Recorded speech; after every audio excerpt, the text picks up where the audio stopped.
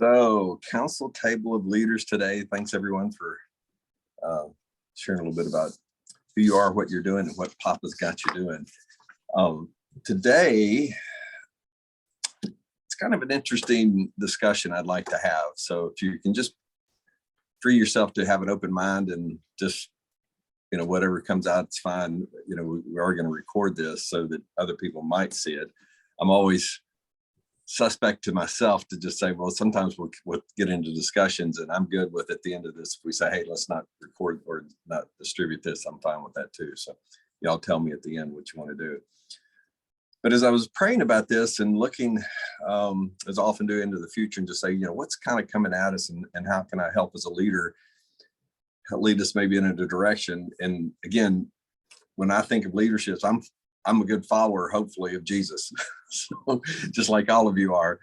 So hopefully I'm hearing from him and doing the right thing. Not that everybody has to follow the way that I'm going, but if I can help encourage other people to follow him the way he's going, then you'll have a better day, is my guess. And just like a lot of the testimonies that you've shared today, is like, I heard God's voice in the midst of this. Asked the doctor to turn down my thing, and all of a sudden her life is here still today. Those sort of things that we hear, and we just realize the magnificence of his voice, that is very important to us. So that's where we're going to head today. And I titled it, are we in a great reset or a great revolution?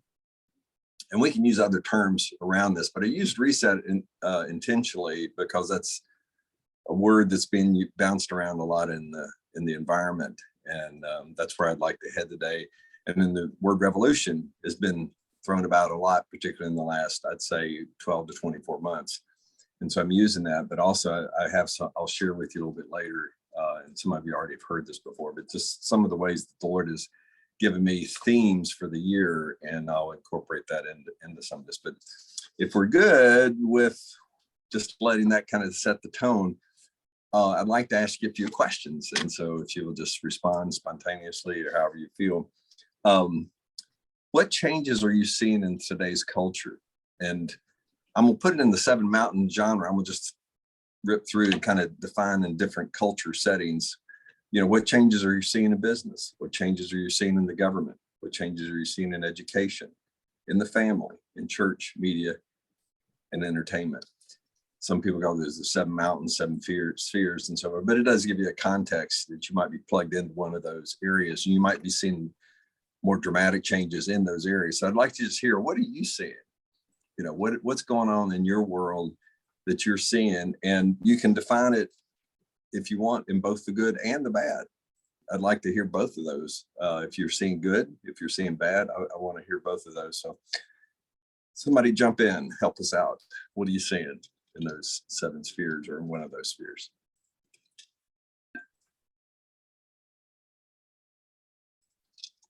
I'm seeing in talking about the career area in business, just in the past 2 years, a huge shift in people's thought process. And there's a heavy spirit of fear because of what's happening economically and in the world. I'm seeing a heavy spirit of fear being released in the corporate world. That's been my experience, and it's actually really affected my career because of it. In the church world, I'm actually seeing a shift in humility. So I've been experiencing and seeing the Lord take people from a place of pride and arrogance to a place of humility, almost like that. And he's opening up doors for deliverance, whereas before that wasn't really something the church, most churches never did deliverance. It wasn't even talked about. And now I'm seeing that more and more in the body of Christ are open to it and are becoming more aware of it and more aware for the need for it. Yeah. That's really good. Mm-hmm. And somebody like you, Lynette, just given that context, we'll go on to somebody else. But if you want to pop back in with some other thoughts as we, because we'll stimulate one another. So anybody else around this area, what are you seeing changing in the culture using either one of those 7 spheres or all 7 or whatever? I'll go.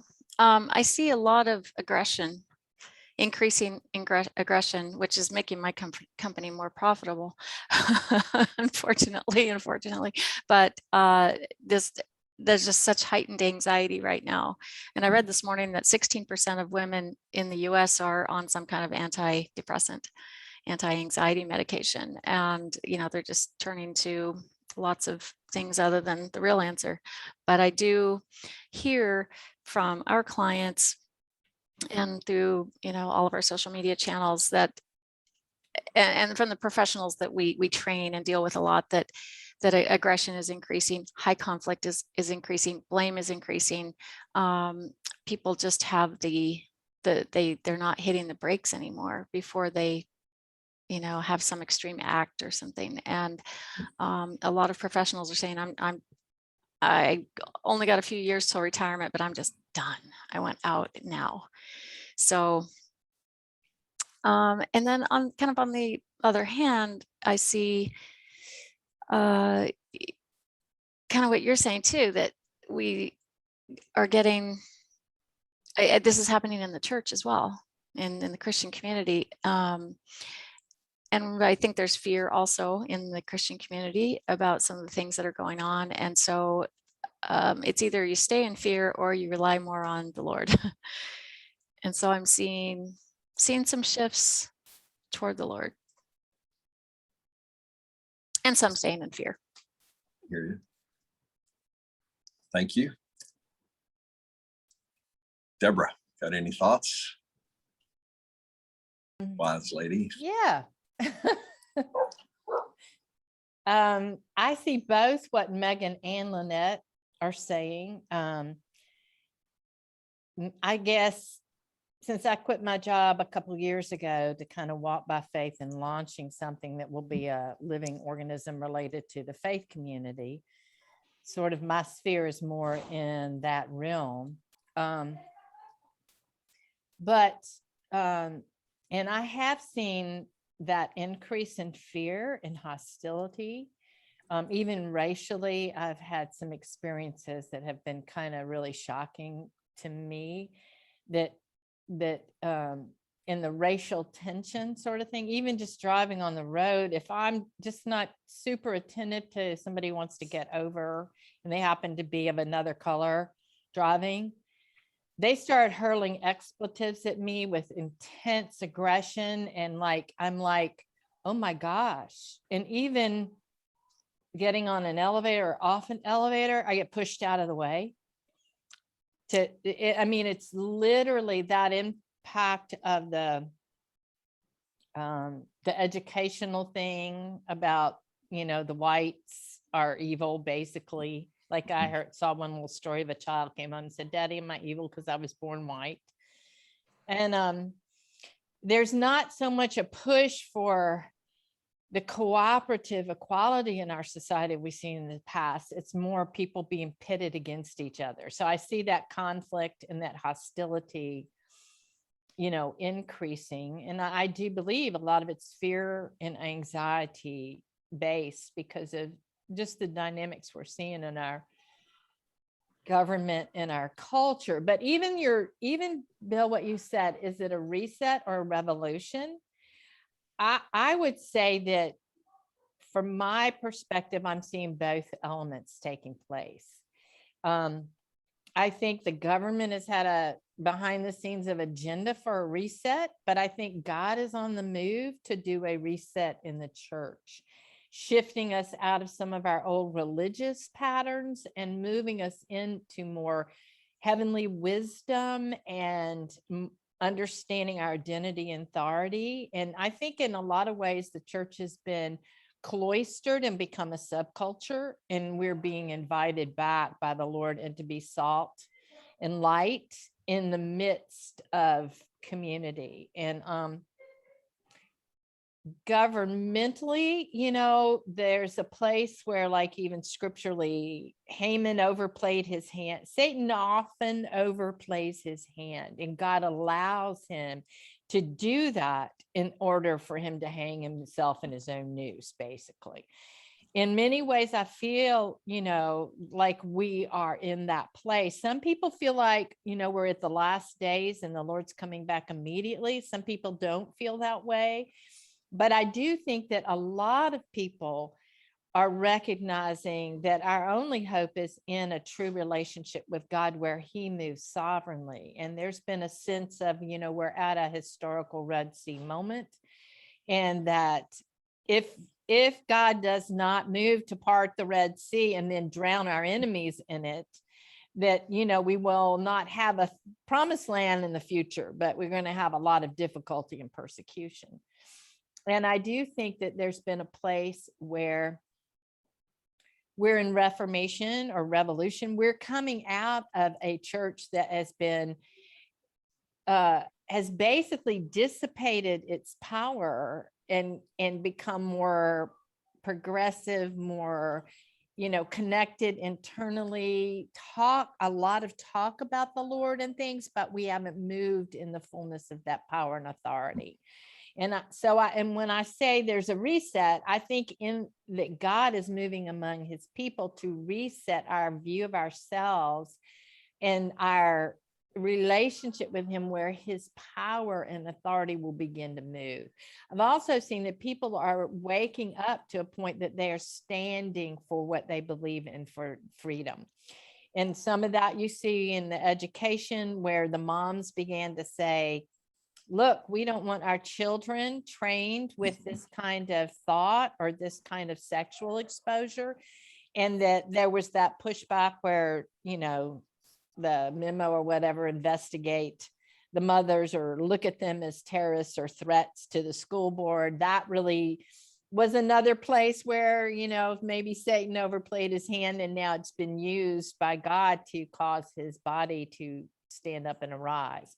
And I'm not saying, I don't think it's not about politics as much to me as it's about our relationship with God and his people being salt and light in the earth in such a way that we allow his life in us to have governmental solutions, have solutions for health, have solutions for education, and the 7 mountain sphere, that when things are beginning to fall apart, or they're not working, or we're seeing darkness spread, deception spread, the more we walk in the light, in a closer, more powerful intimacy with God, the more we will see the impact of that in every sphere around us. And so even though I feel like God is causing his people to stand, I feel like he is causing us to speak, even like at the original founding, of our country, when we broke away from England and we said, we're going to form our own government. We're going to be our own. Freedom is the foundation, and we have God-given rights. I think there's an element of that coming. Do I think it's going to be through violence and civil war? I certainly hope not. But I believe that God is making a shift in his people first, so that we can make a shift in our culture. And that if we love people, even regardless of the opinions and our disagreements and all of that, if love comes to a greater ascendancy within us, and we begin to reveal the heart of God's love for every creation, every creature that he designed and planned and brought into this world, if we carry that kind of love while they're going through trauma and anxiety and fear and difficulty, and they're dogmatic in their opinions or views, and maybe even is very wrong in that, if we can meet them at the point of where their heart is and what their needs are, and express God's love to them, I feel like that's where we'll have impact. I don't say that we do that with, and negate having a voice. I think we have to have a voice in every respect in this particular hour, but I think it has to come, we have to be motivated and moved out of the love of Christ and the love of God as a father caring for his children right now. If we carry that or embody that, it will be a different impact, than getting into natural wisdom, which can be divisive and argumentative.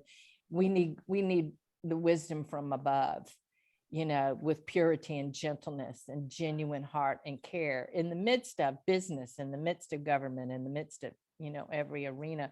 So I feel like maybe the enemy's tried to bring about, one form of reset and revolution, but I believe God is on the move to bring out another form of reset and revolution that is going to bring good fruit ultimately.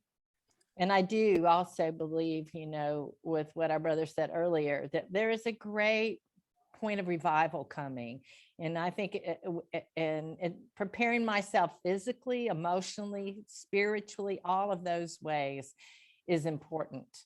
And I think what you're talking about, leadership, the importance of leadership at this time is really significant, Bill. And I feel like, personally, that you have a calling in developing that, communicating that too, to the leaders of our time. So, yeah. I love the way you summarized this with a great action point too. You just, talking about love. We're going to come back to the action points here in a little bit, but yeah, I love what you've shared about that. And I think you're very articulate. I'm going to ask Megan if you'll help us with something that we've been kind of discussing here, but you may be able to help us understand it at a more articulate or deeper level. And that's the word conflict that's in, the high conflict resolution. I didn't hear that, necessarily in Deborah's terms, but it's involved in, like, hey, I was trying to walk into the elevator and I get pushed to the side. I'm in a conflict, as it were, in driving. So if I use that word to kind of describe the interaction between people, but we often see conflict as a negative. Can you help us understand a little bit more about what conflict, as you see it, both on the positive side and the negative side? Can you help us understand conflict? Sure. Let me grab my water here. So, obviously you guys know conflict is part of life.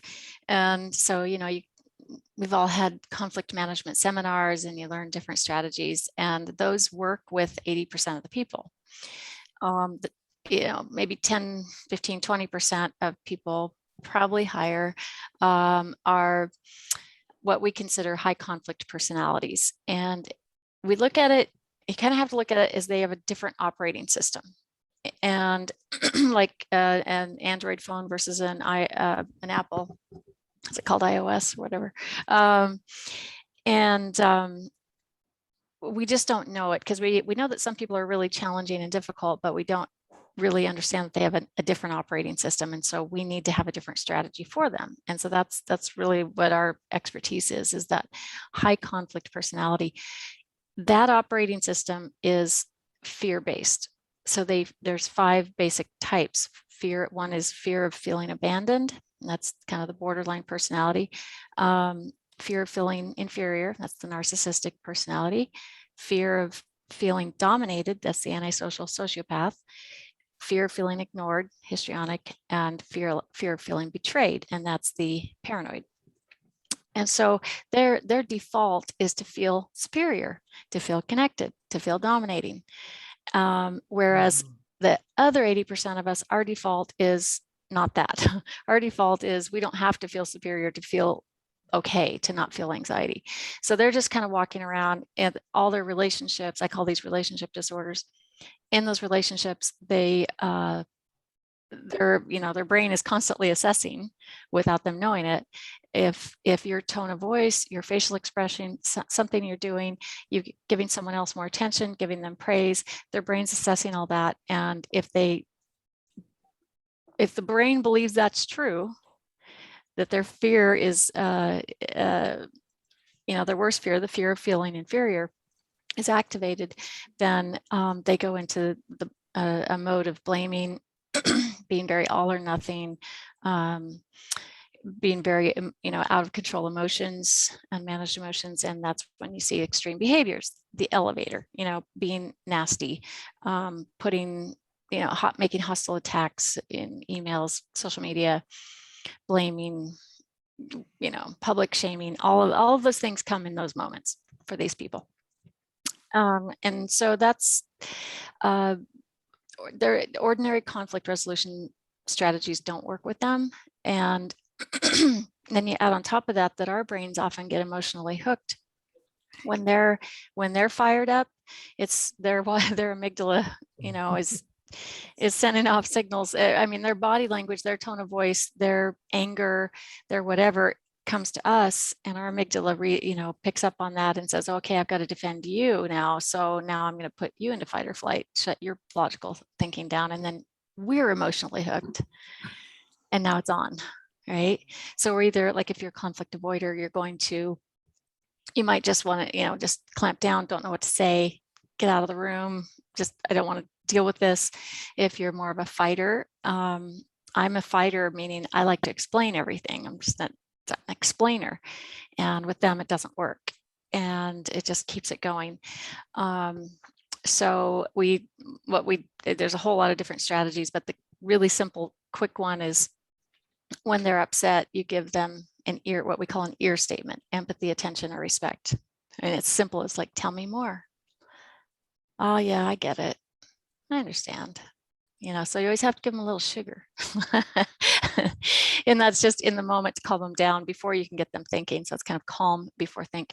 And then there's lots of other strategies, but they need a lot of limits and all of that, that we often aren't willing to do, like setting the boundaries and setting limits. And we're usually afraid of them and walking on eggshells. So that's kind of the bottom line. Does that answer the question, Bill?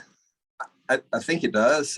I think particularly in the outworking of it, if you just go back to, for example, I just pulled up a definition off of Webster, and here's some definitions, kind of where I was heading on the idea of conflict. Because I often think initially when I think of conflict, I think it's negative. Yeah, it's a negative thing. But if I put it in tension with God, sometimes it's a conflict, but it usually is presenting a choice when I think of conflict, because it's usually two things at odds. And it says here, it says a difference, one of the definitions, a difference that prevents agreement, disagreements between ideas and feelings. And even in my own life, I have conflict within myself. And then the second definition was a strong disagreement between people, groups that results in an argument. And the third one was a struggle for power and property, which I thought was interesting, that they put that in, and even to the point of, like they say, violent border conflicts and armed conflict. Yeah. And so the escalation of that, and that's where, when I hear your high conflict institute, you're at that third level. You ought to be down at the border, it sounds like, yeah. So in that area, we're around conflict all the time. So I was kind of looking at maybe helping us I didn't see Jesus walking away from a conflict.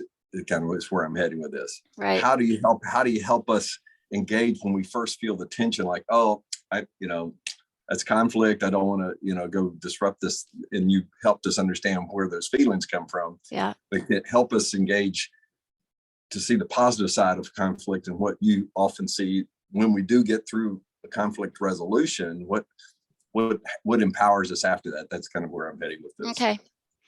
Yeah, it's kind of tricky to explain. But it's like a high conflict. If you have a group of people, it's not like the level of conflict or how loud it is, because a lot of people come to me and say, with different cultures are just louder. So yeah, it's like, no, that's not it. It's always comprised of a pattern of these four things: blame, all or nothing thinking, unmanaged emotions, and extreme behaviors, right? So we just usually don't know how to deal with them. And so it just spirals, right? So where's the opportunity as a Christian, if we're involved in that, if we identify that this is what's happening, let's see it as an opportunity, right? Instead of running from it or fighting with it, being involved in the conflict. So what did Jesus do? He gave ear statements, empathy, attention, and respect. He didn't run from it. So I hope this is where you're going, Bill, or what you're asking of me is, what is, of course, conflict exists. it's about what we do with it. And I think we've just been taught in modern culture, different little management techniques, and they're great. And then that's influenced by our natural response to conflict. So if we follow Jesus and what he did, it's staying there, not running from it. So don't be a conflict avoider, don't be a fighter, but use love and truth. And there's kind of a progression to how you do it, but that's where how you do it is empathy, attention, and respect. You keep your voice calm. You give attention, because what's happening is that right brain is just craving connection, craving the thing that they're that's hit their fear button. So if they fear feeling inferior, then they're craving respect. And so you say, what I think Jesus might have done is say, I respect how you feel about that. I respect what you did in this matter. And it's hard to do with a narcissist because we don't feel like doing that. I want to put a little punctuation here for Megan, for those on this. Megan is so good at this. I know this instinctively, not necessarily historically, because I haven't been with her I haven't known her for a long time, but I know some of the places she's walked.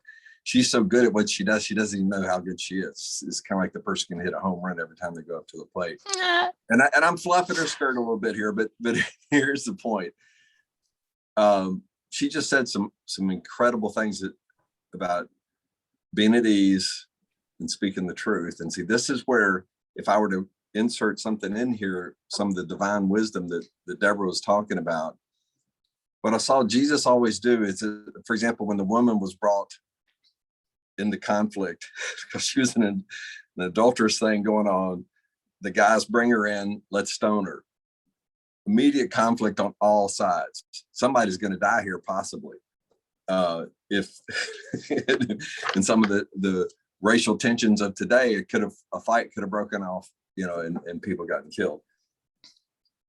But Jesus respected and honored their laws, but then he inserted some things about truth apparently on the ground. I don't know what that was, but his demeanor said, I love both of you somehow, but he let the truth empower that love, and it broke everything up. But he was wise in how he says it. He who has sin cast the first stone, because he knew that was the essence of what they were bringing her for. The point here is what Megan is doing, and this is where I see God forcing us as a church. It started, I think, a number of years ago, just to begin to shake the church. And I'll go ahead and share it in this way prophetically, because I didn't know what I knew at the time, but it's making more sense now. In 2008, when I was praying for the presidential election, I felt like the Lord told me he would no longer let the candidates define the issues. He was going to let the issues define the candidates. Then after that election, he said, now I'm going to let those issues define the church. And so the church, to me, since particularly that time period, has been in conflict with itself to say, what do I really believe? And see, this is where the truth comes in. And so God has been challenging the church, and he is majestically and marvelously, not just the church corporate, but each one of us on this call and everywhere else, he's forcing us. But even to the point that, like, we think racial tension, but now they even micromanage that and say you're microaggressions. Right. So no matter how pacifist you are, you're going to be called out as a heretic, terrorist, or whatever, racist. and you're no good person. And as Megan's defined, if we just let the world define us, we're done. We're history, because because guess what? If Satan is behind this, I'm kind of leading into where the culture is. Satan is micromanaging every part of our emotions to make us not be who God has made us to be. So thank you, Megan. I kind of didn't know how to formulate the question for you well, but you've helped us understand. I think conflict is a huge challenge in our culture, and I think Satan is behind it. Yep. And there are other things I could talk about, and maybe if we have a minute or two, I might share that. But anyway, thanks for letting me do that. Am I okay with that? Did I disrupt or No, clear? this is also helpful to me. It's very helpful. And I guess I'll be very brief because I know we have other people to talk to. The challenge is in really understanding, for me, all of everything I do with high conflict stuff is, it shows me how how perfectly God designed the family to be in a sinful, even living in a sinful world. And when it gets messed up with divorce, with affairs, with bad parenting, it results in these 5 personality types I'm talking about. Yes. And the sins of the fathers being visited on the sons. That's my interpretation of it anyway. And it motivates me then to continue in this work. I mean, I'm like on the cleanup crew, we're teaching people how to deal with the aftermath, but we also have programs that teach parents how to teach their kids the 4, skills that are going to prevent them from becoming high conflict. So anyway, I just wanted to say that. Amen. And I think, and that's where I think God is going to use everyone on this call, and He's teaching this around the world, I'm sure, for a lot of people. For a little bit of time here, and we can reschedule another time to talk about this if it's important for people. And I may drill down on this at another time. But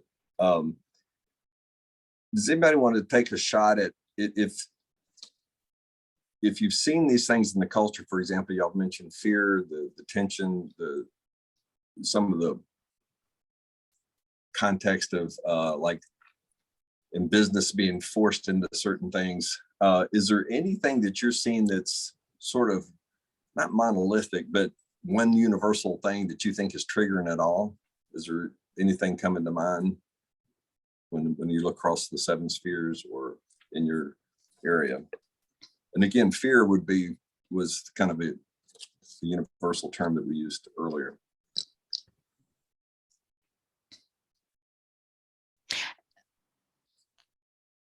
Self-reliance, all about me. Rejection of a higher power, quote unquote.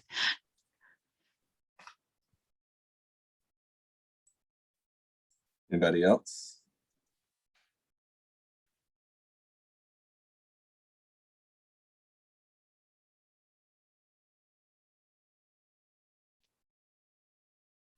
Are we muted? I think it's a lack of identity. Going off of what Megan said, it goes hand in hand. The Lord's given me a lot of visions about what He's bringing into the earth. So naturally, if this is what's coming from Him, this is what's coming from the kingdom of darkness. And the one way the enemy keeps us from getting here is stealing identity. And so in my opinion, I think across the board, it's a lack of identity. Interesting. Yep.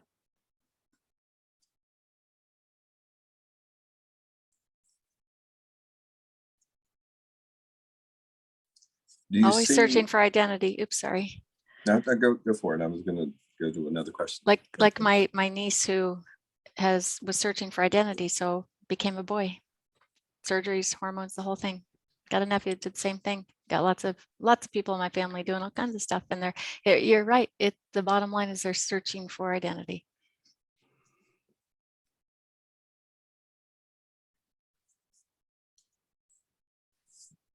And I think that search for identity ties back to what you were saying, Megan, about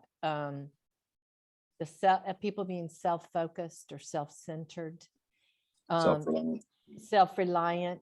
And I think there's fear behind that. With that loss of identity, it's like, I've got to desperately scramble to get control of this myself. And I think that control issue has also become very, very significant in our culture. Yep. Who has control of me?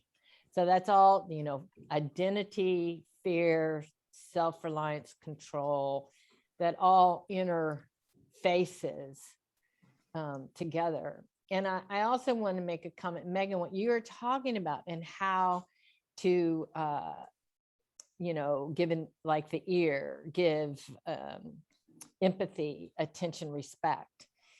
That presupposes there's a place where we've got inner healing, that we are responding and not reacting to situations and people out of our own brokenness, which brings it back to, a higher power doing a work within us, at this time, and how strategic, that whole concept, that whole reality is for us to overcome, to grow, to bring change right now.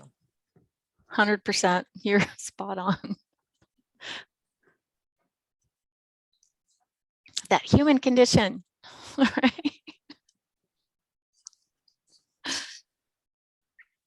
I wish I could bottle this stuff up and just sell it. Now we're selling, give it away, because this is it's really powerful. Are there any people that you would like to affirm and so forth in our culture that you see are bringing solutions or good leadership to the culture? Can be in your own sphere of influence. Time to give testimony and credit.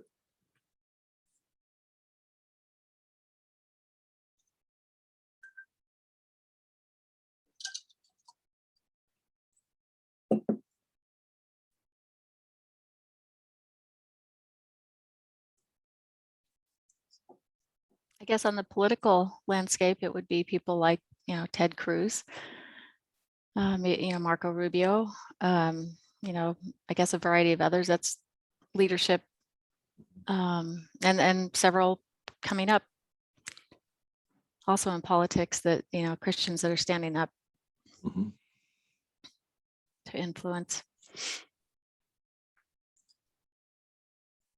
Yeah, for me, and I've loved Bill Johnson, has been talked about here a few times. I think he's done a great job.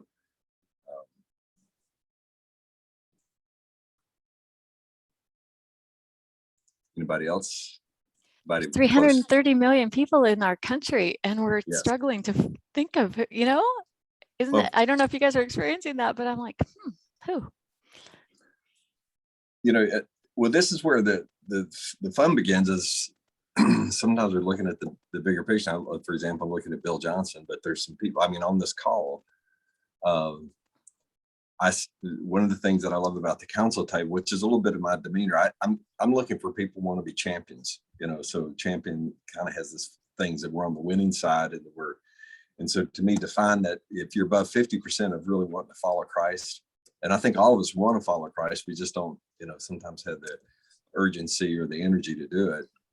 But I think everybody that comes to the council table, I see they have a hunger to get above the norm, above the normal, above what might be the status quo. And so I would say everybody on this call, I admire for being champions, or what he's beginning to give me the term of magnificent leaders.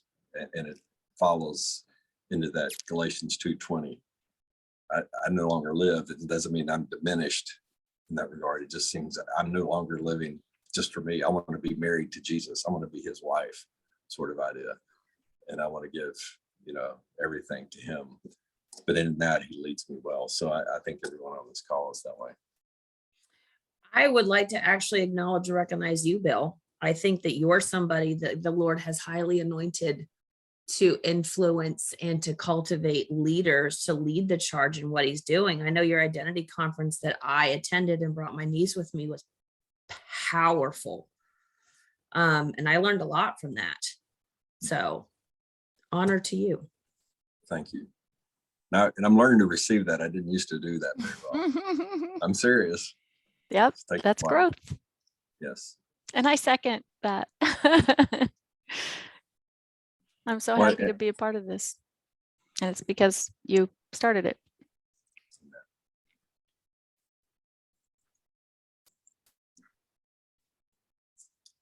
I'll glow in this for a couple more seconds and then I'll move on. Thank you. Well, just think about that and be looking for those champions. in the days ahead, because this is where the emergence of leaders are going to look a little different. And because of the sake of time, I'm loving this, because I really do believe Jesus and the Father and the Holy Spirit have got an incredible master plan to really save our country and save the world from ourselves. And he's been doing it ever since we sinned in the garden. But I really do believe we're in an epoch of time, or whatever you want to call it, a more strategic time where he is going to show up.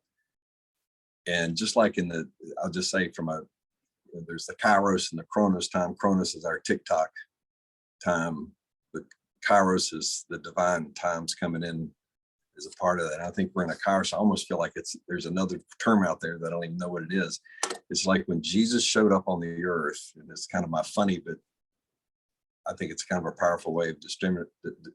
When Jesus showed up on the earth, nothing was going to stop him from being born. It didn't, Joseph was going to try to put away his wife, and, it's like, no, I was hoping a dream. And if it wasn't a dream, it was going to be an angel. He was going to get but that doesn't always happen. Sometimes God says, okay, you chose that way. That's fine. We're in some time periods where I think God he's given us a chance to really get engaged with this thing. And it's not that people aren't going to go to heaven. It's not that. It's just that he has got some marvelous things and this wave that's coming, I think, is undeniably going to come. So whatever you want to define the wave, that's up to you. But here's what I would, where I'm going to end today with, is just a perspective that I feel like God's given me. And I'm getting more confidence that, at least in part, that I'm right. And I say in part is out of 1 Corinthians 13. I see in part, I know in part, and y'all have got part. So put the pieces together. God's showing it, but here's the part that he's showing me. I shared about the 2008 thing, and he is still refining, defining us and telling us, Bill, grow up. Here's some micromanagement things you need to do, and keep growing and growing. So the conflicts that I'm in, I'm beginning to see it's me for growth versus me diminished, me for learning to be better and wiser versus me being inferior or rejected. Does that make sense? So that's, for me, I'm learning how to do it and use this conflict to say, no, let's go into the conflict, because that's where the salvation begins, not only for us, but for the people that we encounter, just like with Jesus and the woman. So in 2008, that was happening. Earlier than that, the Lord told me in 2001, God power versus manpower. And I didn't know what it was, but a week later, the whole eastern seaboard, at least up around New York, went out. There was a transformer that went out, and it knocked out everything from New York all the way up to Toronto. And I was shocked by that, but he confirmed to me, he goes, all I have to do is just touch that, and I can make manpower go away. And he began to show me that since 2001, again, this is just my perspective of what he's teaching me. It could have been earlier, it could have been later. But the key point is, he's not going to let us work in our own manpower anymore. He wants us to learn to trust him for all the power. And that's, again, on this call today, I hear people, and I just want him. I just want him to move through me, to heal people. And like David, I mean, think of here he is in the FAA having these discussions, and it's bringing it right into their living room in their business, as it were. I just love it. So he is intentionally, everything that's operating in manpower, he's letting just fall to the side. You keep trying to muscle up and work it harder. No, that's not going to happen. The more you trust in me, guess what? You're going to have more strength and energy.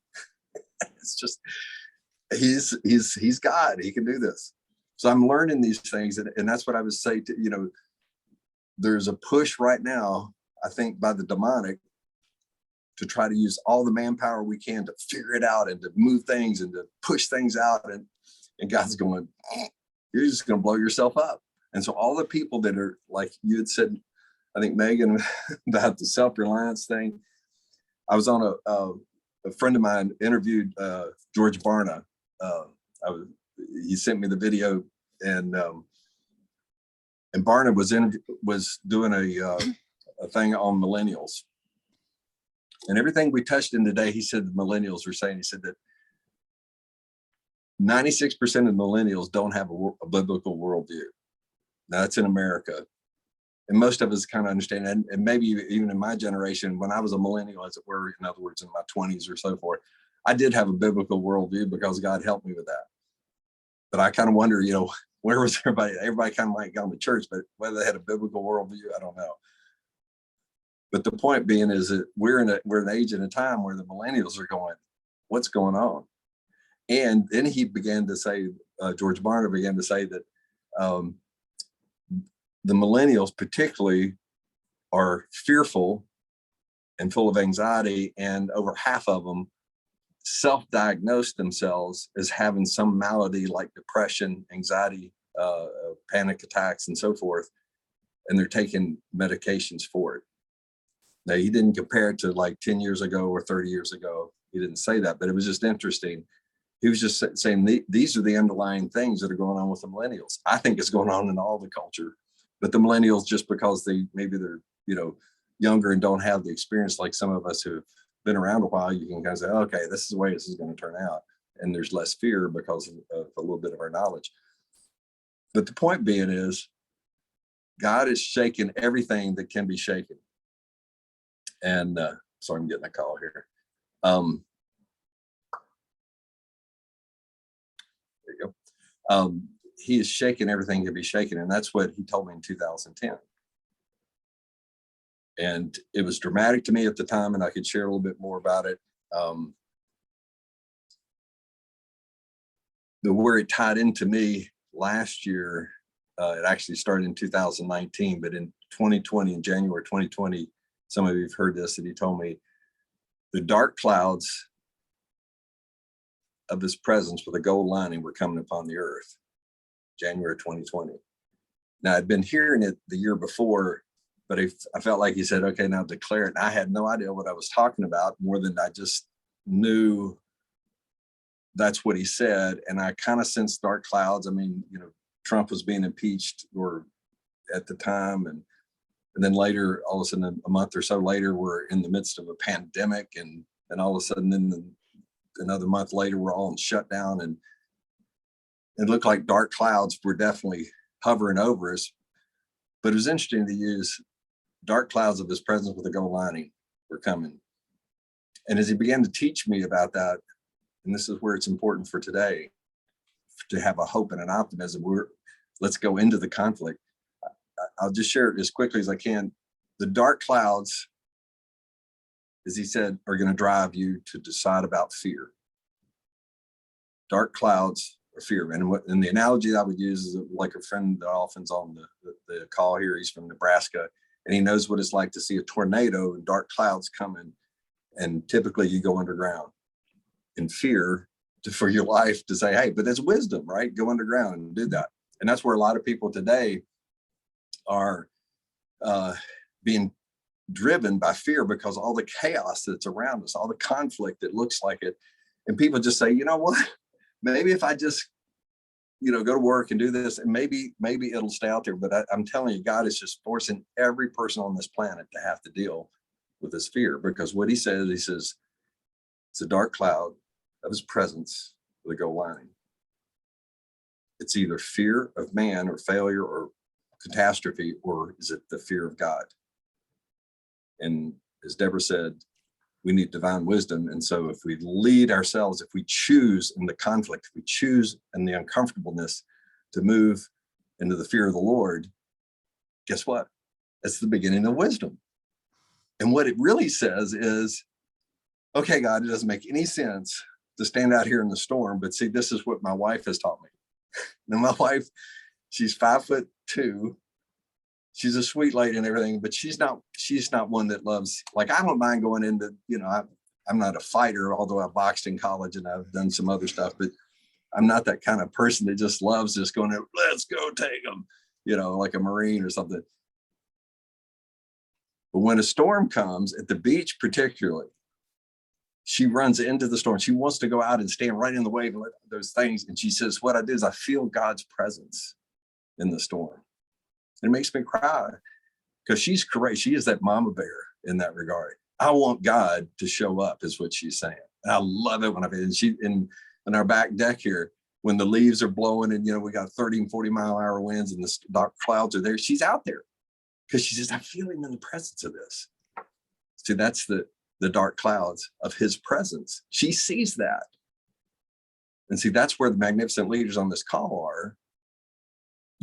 You are seeing that with the eyes of your heart. You're saying, God's in this. I don't understand it, but I'm moving that direction. Now the gold lining is an interesting thing, and I'm just now getting some, it's hard for me because even though I've, I have a house and all that stuff, I don't, I'm sort of, from a monetary standpoint, I'm the income level, I'll just say, is just almost non-existent. And not that gold relates to money, but there's a richness of the kingdom that's coming that he wants to really bless us with. And this is another growth part of me, is learning to receive on that side too, and how to enjoy that, but also to give it away. Because I grew up with a dad that he grew up in the Depression and have a lot of that. Well, you don't know when it's going to go, so you better keep, and I'm saying, Lord, help me with this. So I don't want that fear over there. I want this fear of the Lord. So I'm just sharing with you, those are some contextual things that are overlaying my thinking process as I filter down into the culture. And let me just share with you to kind of end this up. And again, don't feel, if you feel disagreeing with this, I'm just sharing from my heart. And if it encourages you, great. If it doesn't, just kind of park it to the side and listen to somebody else. And in the cultural aspect of it is where the Lord's kind of brought me into the government sector and some other things. Some of the historical things that we've seen over the centuries is playing out itself again. Some people will refer back to like Hitler, how he intimidated people with fear. You go back some century even before that, you can see things particularly with Stalin, and back in the 1850s when Marx and so forth, that they used fear to drive the culture. And it's nothing new, because that's what Satan does. In the garden, he created, I think, a little bit of fear and anxiety in Adam and Eve when he said, did God really say? In other words, can you really trust him? Is he really real? Is he really going to take care of you? If you bite that apple over there, you'll be as smart as him, and then you can figure it out. Self-reliance. But see, that's a part of Satan's nature, isn't it? So I just encourage you, Satan, I think, is in some of his last breaths. I'm not saying that this is the final nail and Christ is coming back. I'm just saying, in this epoch of time, God's going to really win through this. And on the other side of this, quote, conflict that we're involved with, God's got some major stuff for the church. And so let me share a perspective to kind of finish this up today, if it makes sense to you. Reset versus revolution. I'm going to encourage you that it's not the Great Reset. I think that's part of what Satan does. Satan wants to reset everything back to where he's under control. One of the ways he's doing that is creating fear in people and saying there is no God. It's not going to work. That's exactly what he told Adam and Eve. God's not really going to take care of you. And the more that Satan can convince the culture and the world that that's true, then government will become the master. And if Satan can control the government, then he gets everybody back on his side. That's kind of a interesting thought, but I would just say that that's the reset he's looking for is like a chess game. And there's this image that I thought I'd show you, see if I can do this. Where do I share a screen thing?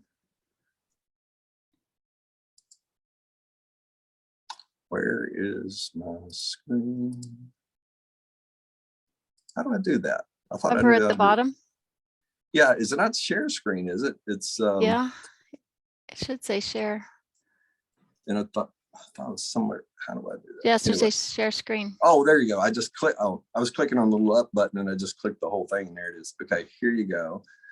So jump over here real quick and change this so that you see the right thing. Look it around. Okay, so now I've got it.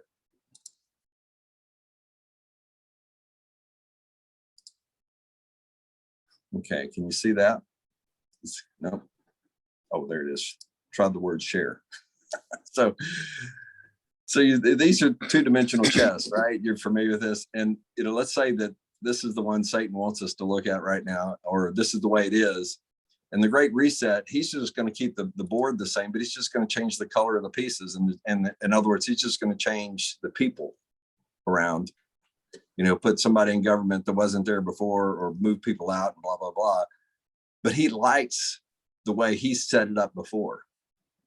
I think God is about ready to do this, if I could share. I think he's going to 3 dimensions.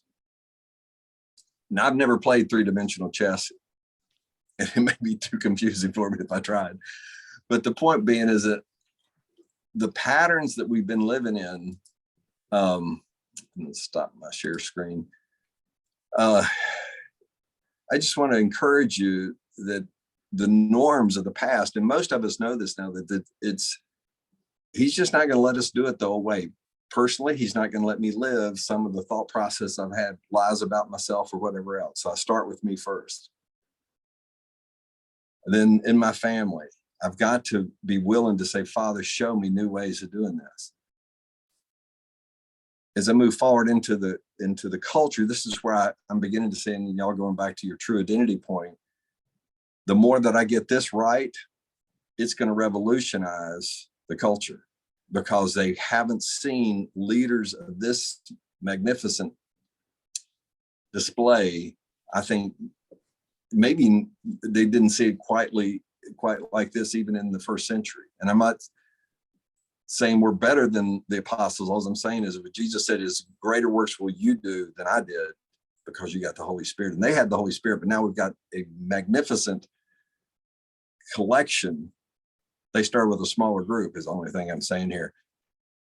I just believe that God is about to release, and we're already seeing them.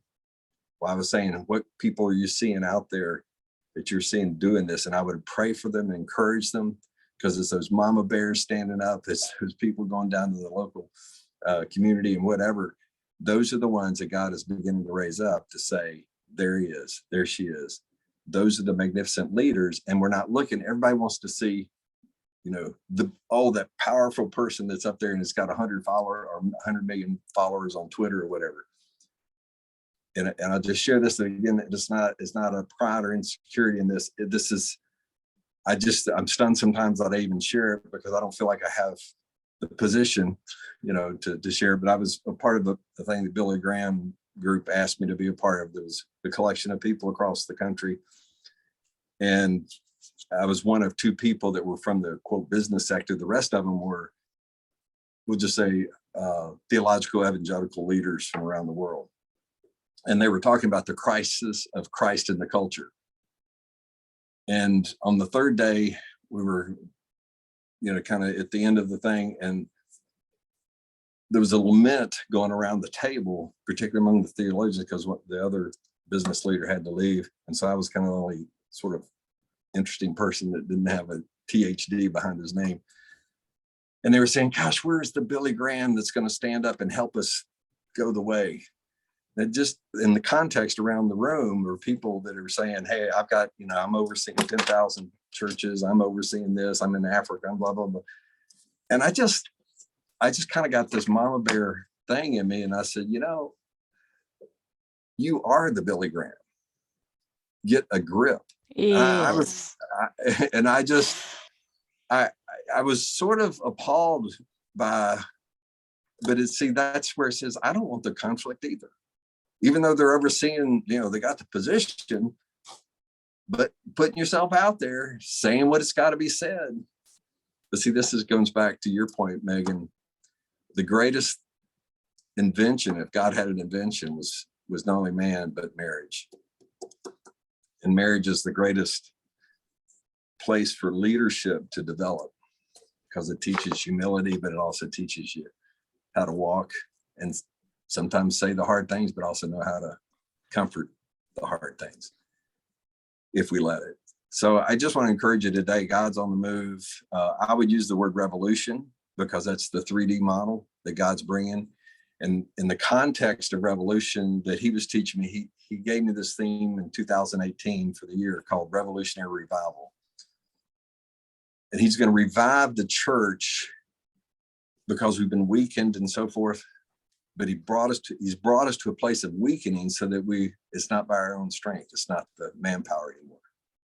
So I think he's reviving us because he's brought us to a place of corporate, but also individual responsibility to say, Lord, it's no longer I who live, it's you who live in me. And I'm going to lead forward with Christ in me. The revolution part is the interesting part, because revolution, if you look at it in the definition, it's to revolve around something. For example, if you look at your car RPMs, it's revolutions per minute. So it's the wheel going around and around and around. And that can seem boring, and it is if you haven't to count them. But there's also an element in there of revolution is to change completely in its form and context, but it's the same thing going around. And so here's what I would offer to you to think about in your own life as you're being revolutionized. You're the same person inside, but there's a transformation if you let it, just like it says in, was it 1 Corinthians, it says, you're no longer the old person, but the new person has come. The old has passed away, the new has come. There's a revolution of being because you're being transformed by the Holy Spirit, which is an unbelievable concept. This earth and the leaders in this are being revolutionized, but here's the sanity that's in it. We've still got the same Holy Spirit. We've still got the same body. But just like the sun or the earth goes around the sun, and we depend on that, and there's safety and security knowing that that's going to happen.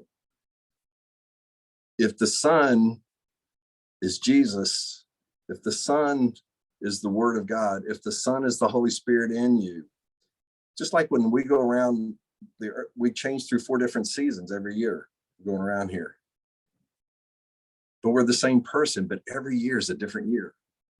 And I just want to encourage you, we're about to experience a whole new revolution, but we're going to be the same people. Our country, the Constitution is the sun. We think we know what we look like as a country, but not until we go through this will we really understand how God defined us, what freedom really looks like. We've been through 200 and some years, having gone through the pain of the Civil War and the civil rights and other things, but it's all in an evolution of, quote, coming back to your point, the true identity of who we really are. And so I think America is growing up if we'll let it.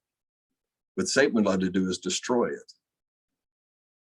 So we're going through a revolution, but we got to be willing, as Megan has helped us, to say, no, you know what? I want to grow more up into Jesus. And that's the antidote. We are being transformed and revolutionized from the inside. It's not a reset going back to we're just going to change some pawns and some queens around. No, it's going to be a whole new dimension of who you are if you let it. So thanks for letting me share that. It's just what he's been teaching me, I think, and it's made sense to me, and hope it's helpful for you. And I'm not trying to disqualify the message, but just to give you that you don't have to listen to all of that, but bless you and thanks. So if y'all have any thoughts or comments to that, thanks for letting me share.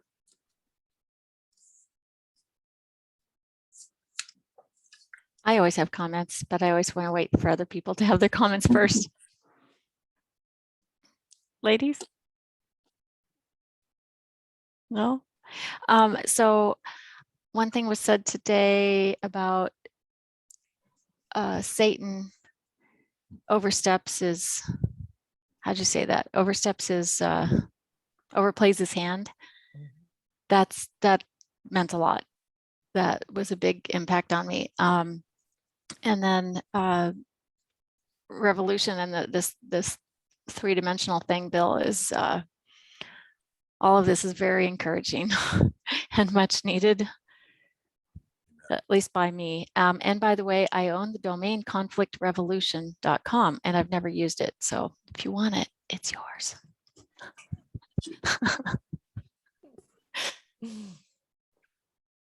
Fear of God. Amen. And it's gonna, I don't know about you guys, but I have been on a roller coaster of discouragement and encouragement. And as I'm listening to you guys today, I'm thinking, Satan really is attacking. And I hadn't even thought about it. Like in my life with now training church leaders and writing a book that's going to influence the church. I guess maybe Satan's a little on, wanting to attack a little. Hadn't thought about it. Yeah, I just read a prophetic word actually today. I'm not, just glanced at it this morning, and I think it was an Elijah list, but it was talking about how right now the body is not just under attack, we're under assault, where it's just, hit after hit after hit. And the encouragement in it was that God's rising. We're being made into soldiers. We're being made into a tenacity and a courage to stand and to fight, not be passive. And I related to that. I have had, I've been under that, but you were saying that roller coaster of encouragement, discouragement. The Lord's been teaching me how to overcome in that to arise in that. And I think we're in that kind of a time in the body right now. And it's encouraging because God's got us in that. He is shaping us. He is overcoming in us and through us in that process. And I'm really grateful for that. And I'm really grateful for this conversation today. There's been so many nuggets. And I just want to say, add my thanks to you, Bill, for just this whole forum and your presentation, and everybody's contribution has just really been helpful. I agree. Annette, anything? Yeah, this is actually a testimony to Megan. The Lord, of course, told me to hop on the Zoom call. I get on when he says, Lynette, you need to get on this. I just had a conflict issue with a gentleman in my church who has a very difficult personality. And the Lord had called me to deal with it because nobody else wanted to. Everybody went into flight mode. And on the way, I'm